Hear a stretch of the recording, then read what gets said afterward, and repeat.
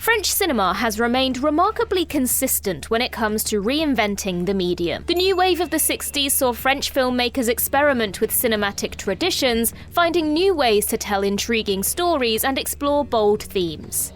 This approach applied to many genres, including horror. France defied convention yet again at the turn of the 21st century with a slew of controversial horror flicks that became known as the new French extremity. Features during this period resonated with the masses, not just because of their visceral brutality, but also due to their hard-hitting themes, which often involved feminism, spectatorship, and national politics. Even though High Tension, Inside, and Martyrs are well recognized and highly regarded, there are plenty of other French fright fests that deserve a lot more attention. Now, before I begin, as you may or may not have noticed, I am very much not French, so I'm going to try my absolute best to pronounce all of these French words correctly, but I do apologise if I do pronounce them wrong. So with that in mind, I'm Ellie for What Culture, and here are 10 French horror movies you need to watch.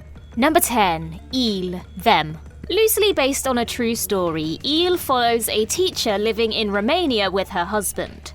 One night, the couple awaken to learn their car has been stolen and their electrics have been disconnected. After a group of unseen figures begin terrorizing them, the couple do everything they can to get to safety. What makes Ils stand out over other slashers is its simplicity. Instead of putting on extravagant costumes and masks, the killers wear hoodies and trainers. Also, these assailants don't bother with banter or concocting theatrical methods to toy with their prey. They're just there to slaughter their victims as succinctly as possible.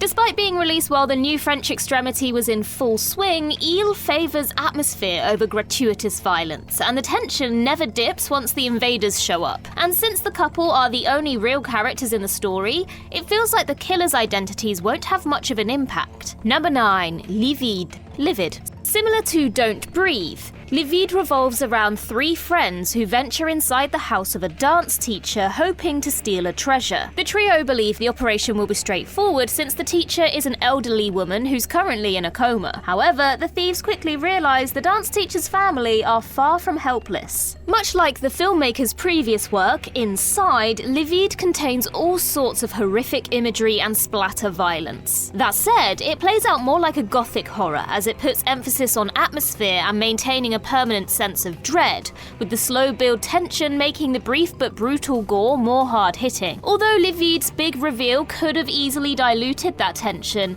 it has the opposite effect, with the story becoming more compelling once the penny drops and the film finds an innovative way to play around with a tired trope. Number 8. Évolution. Evolution. 2015 Lynchian thriller Évolution takes place in a seaside town populated by women and boys who all look and dress the same. The children are routinely taken to hospital for procedures whose true purpose is unknown. When one of the boys, Nicholas, sees a dead body in the ocean, he suddenly starts questioning everything he thought he knew about his home. After being befriended by a nurse, Nicholas starts to learn the truth behind the town. Évolution has elements of Dark City and the Island, throwing the audience into a fantastical world that's slowly exposed as something else entirely. And the lingering mystery is unveiled at a gradual rate that makes every scene utterly riveting. What makes this sci-fi horror deeply effective is its ability to tap into a childlike fear of the unknown. It's evident from the get-go that the kids have an unwavering trust of the adults,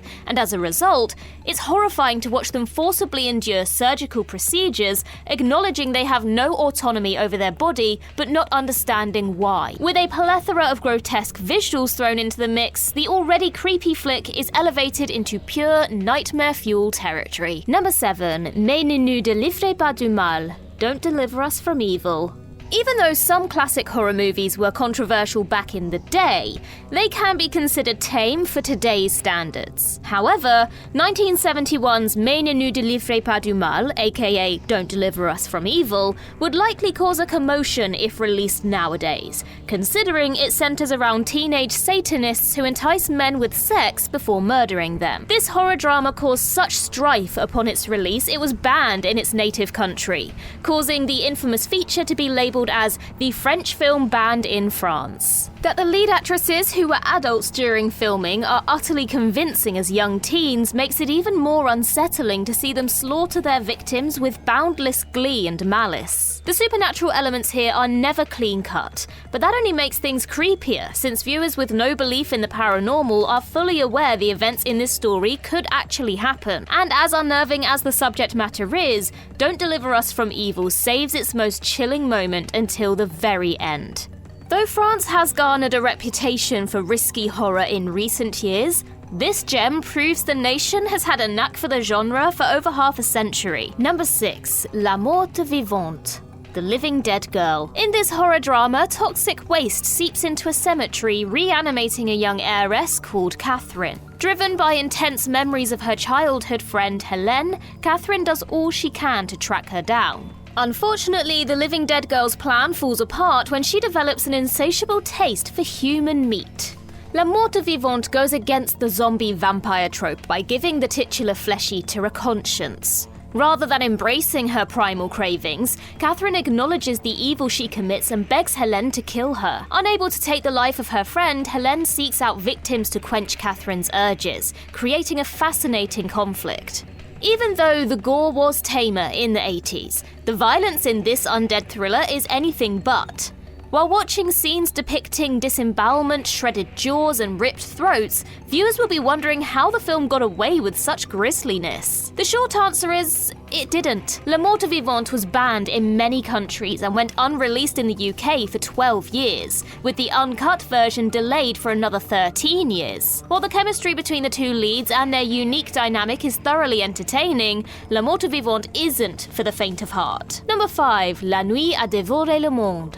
The night eats the world. After Paris is hit with a zombie virus, antisocial civilian Sam is left alone in his flat. Instead of finding allies or facing off against a wave of reanimated corpses, Sam decides to wait out the apocalypse, sensibly stockpiling rations, creating barricades, jogging to stay fit, and collecting rainwater to keep himself hydrated.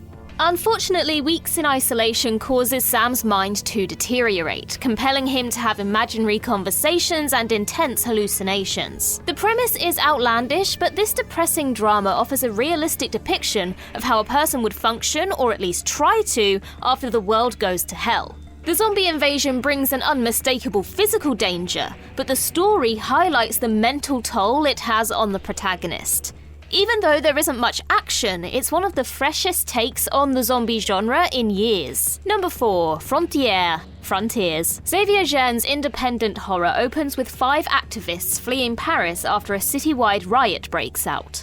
After seeking shelter at a hostel, the quintet believe they're finally safe. But when they discover their hosts are neo-Nazis, things quickly go from bad to worse to hell on earth. Frontière feels like if Texas Chainsaw Massacre, Hostel, and Saw had a baby who then stabbed everyone in the face. The trailer emphasizes the torture is depicted with such realism. It has to play jovial music throughout to make the scenes more tolerable to watch. Of course, the ghastly sequences involving pliers, hatchets, and bench saws wouldn't matter unless the characters were compelling. Fortunately, the ensemble is fleshed out early on, so it's genuinely upsetting when they start losing digits and limbs. The lead character proves to be a badass heroine, especially since she's fighting these psychos while pregnant. Realizing nobody is coming to her rescue, she takes charge of the situation, relying on her smarts and resourcefulness to overpower her captors. Frontière is renowned for its video nasty gore, but it should be recognized more for devising such an underrated final girl.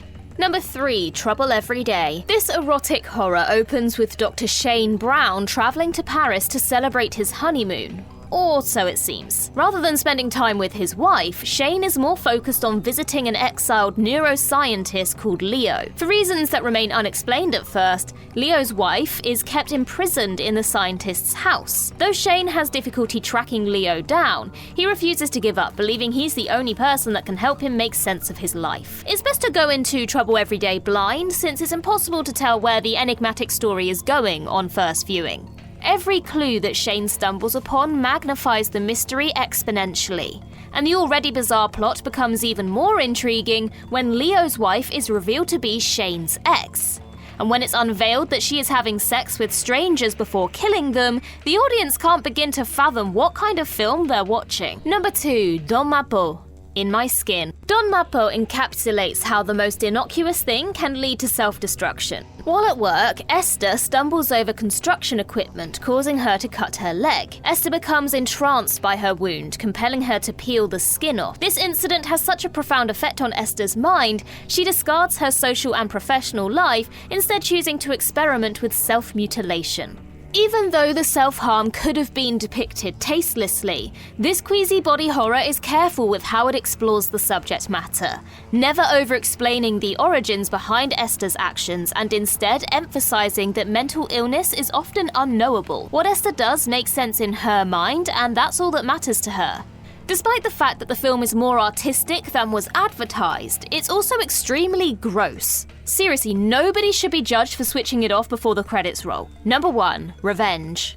In the wrong hands, a vengeance story that highlights sexual assault can come across as insipid and exploitative. Fortunately, Coralie Fagia's Revenge deals with the touchy subject with finesse and grace. After being invited to a party, Jen is raped by a powerful CEO, Richard, before he and his friends leave her for dead in the desert. Rather than succumbing to the intense heat, Jen organizes a plan to execute her assailants. Though Jen's transition from a damsel in distress to a hardened warrior is sudden, Matilda Lutz plays it perfectly, convincingly portraying a woman who's forced to discard all human weakness to survive. The story doesn't focus much on the assault itself, so Jen comes across as a fighter rather than a victim. Although rape revenge stories are often compared to I Spit on Your Grave, this action thriller is more akin to The Revenant, with Jen's trauma giving her the uncompromising determination and efficiency needed to track down her targets. The CEOs are the bad guys, but there are times when Jen is more terrifying,